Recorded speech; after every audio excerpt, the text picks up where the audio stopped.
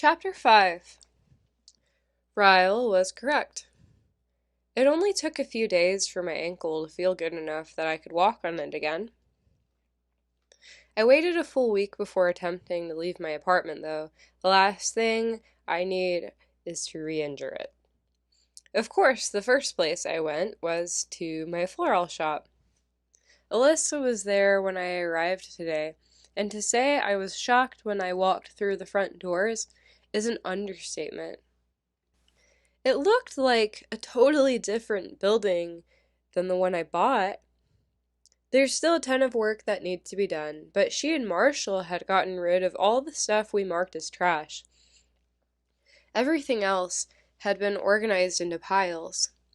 The windows had been washed, the floors had been mopped, she even had the area where I planned to put an office cleaned out. I helped her for a few hours today, but she wouldn't let me do much that required walking at first. So, I mostly drew out plans for the store. We picked out paint colors and set a goal date to open the store that's approximately 54 days from now. After she left, I spent the next few hours doing all the stuff she wouldn't let me do while she was there. It felt good to be back, but Jesus Christ, I'm tired. Which is why I'm debating on whether or not to get up from the couch and answer the knock at my front door. Lucy is at Alex's again tonight, and I just spoke to my mother 5 minutes ago on the phone, so I know it isn't either of them. I walk to the door and check the peephole before opening it. I don't recognize him at first because his head is down, but then he looks up, and to the right, and my heart freaks the hell out. What is he doing here? Ryle knocks again, and I try to brush my hair out of my face and smooth it down with my hands, but it's a lost cause. I worked my ass off today, and I look like shit, so unless I have half an hour to take a shower, put on makeup, and throw on clothes before I open the door, he'll pretty much have to deal with me as is. I open the door, and his immediate reaction confuses me. Jesus Christ, he says, dropping his head against my door frame. He's panting like he's been working out, and that's when I notice that he doesn't look to be any more rested or clean than I am. He's got a couple of days' worth of stubble on his face, something I've never seen on him before. And his hair isn't styled like it usually is. It's a little erratic, like the look in his eye.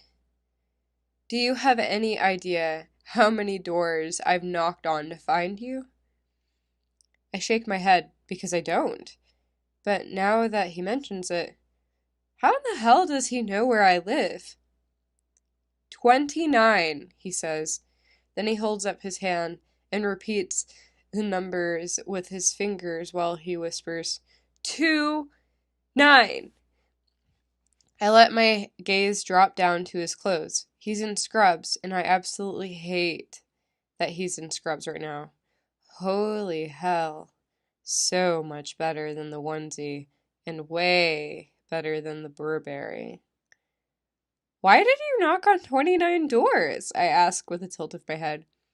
You never told me which apartment was yours, he said matter-of-factly. You said you lived in this building, but I couldn't remember if you even said which floor. And for the record, I almost started with the 3rd floor. I would have been here an hour ago if I went with my gut instinct. Why are you here? He runs his hands down his face and then points over my shoulder. Can I come in? I glance over my shoulder and then open the door farther. I guess, if you tell me what you want. He walks inside, and I close the door behind us. He glances around, wearing his stupid hot scrubs, and puts his hands on his hips as he faces me. He looks a little disappointed, but I'm not sure if it's in me or himself. There's a really big naked truth coming, okay? He says. Brace yourself. I fold my arms over my chest and watch as he inhales a breath, preparing to speak. These next couple of months are the most important months in my entire career. I have to be focused.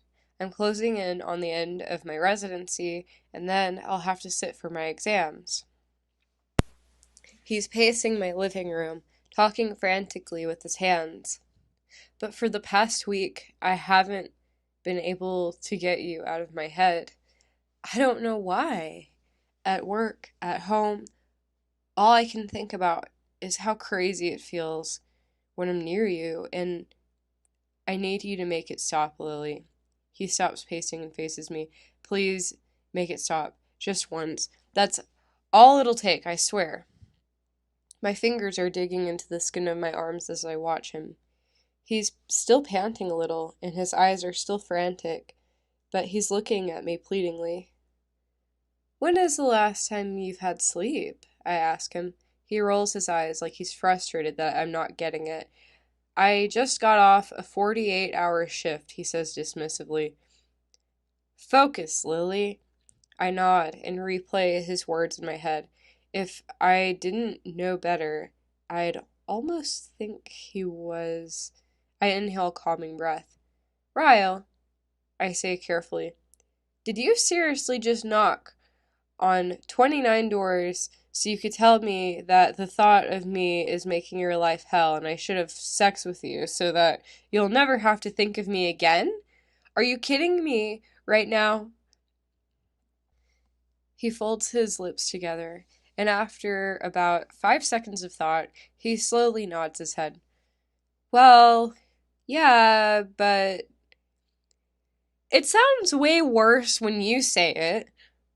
I release an exasperated laugh. That's because it's ridiculous, Ryle.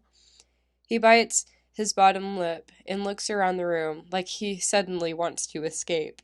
I open the door and motion for him to walk out. He doesn't. His eyes fall to my foot. Your ankle looks good, he says. How does it feel? I roll my eyes. Better.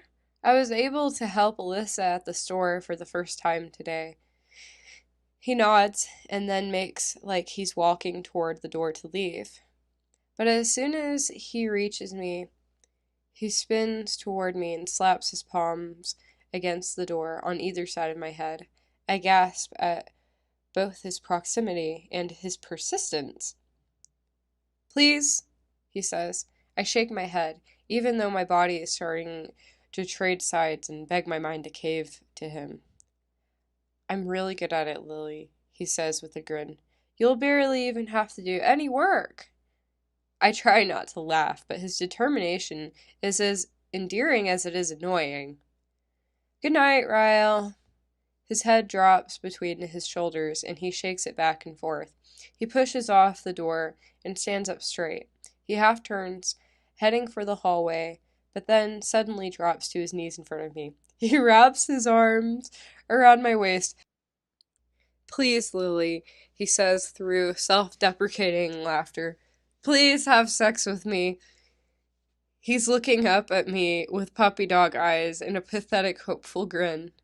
I want you so, so bad, and I swear, once you have sex with me, you'll never hear from me again, I promise.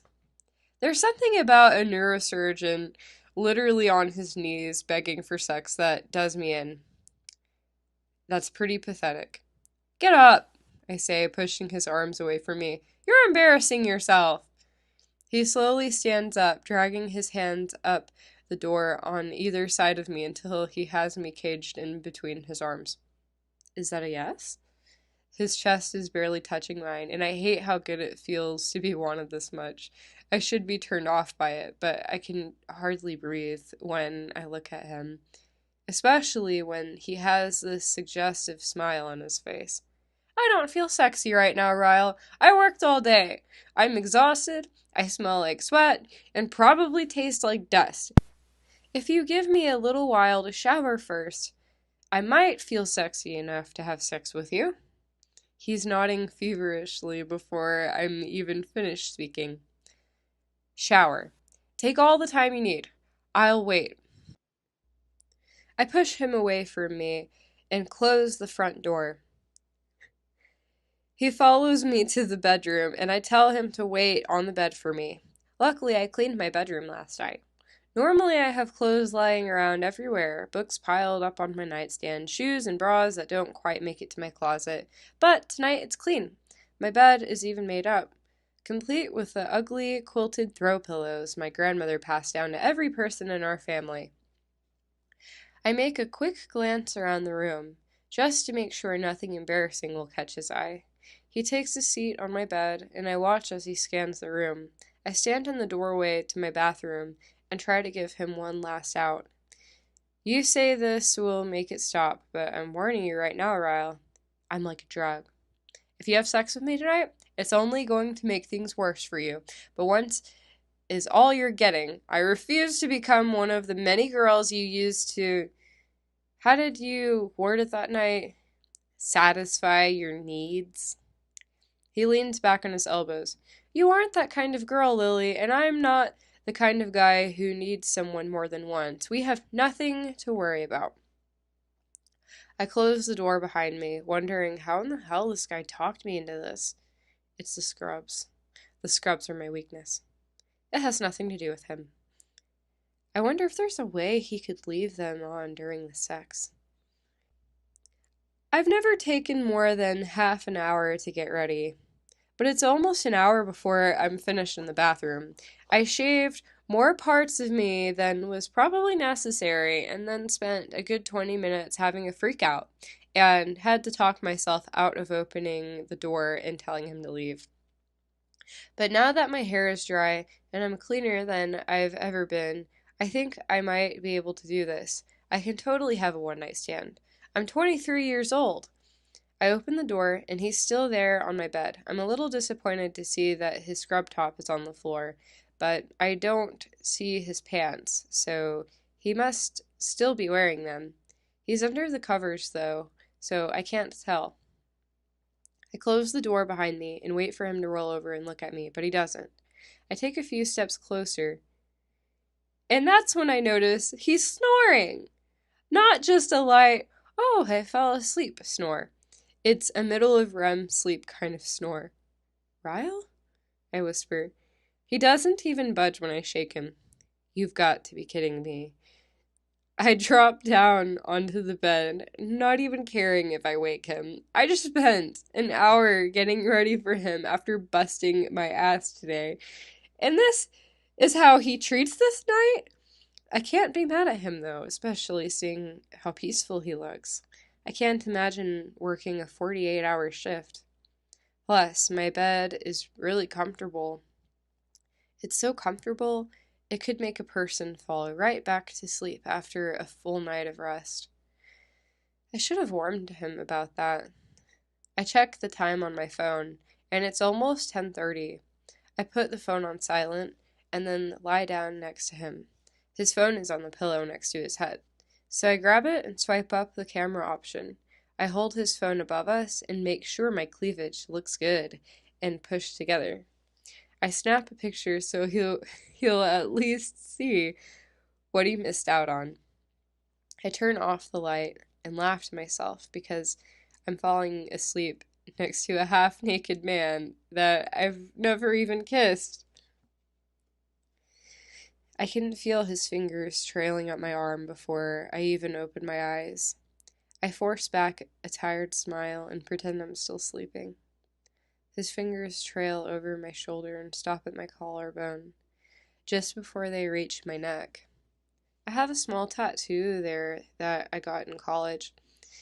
It's a simple outline of a heart that's slightly open at the top. I can feel his fingers circle around the tattoo, and then he leans forward and presses his lips against it.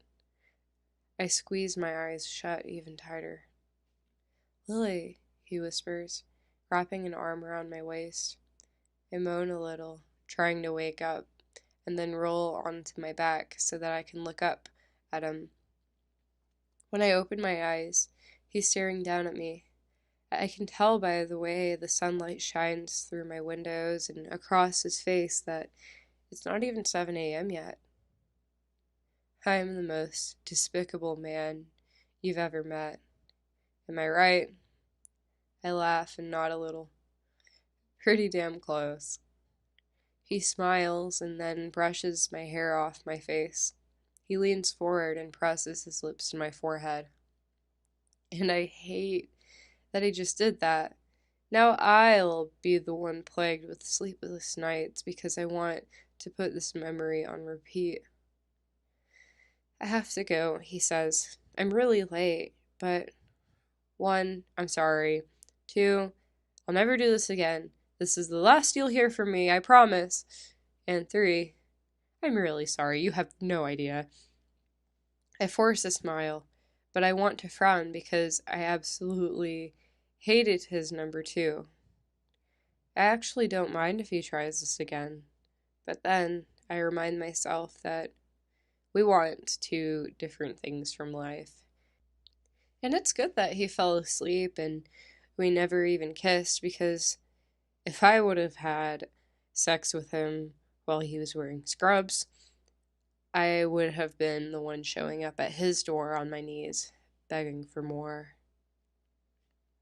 This is good. Rip the Band-Aid off and let him leave.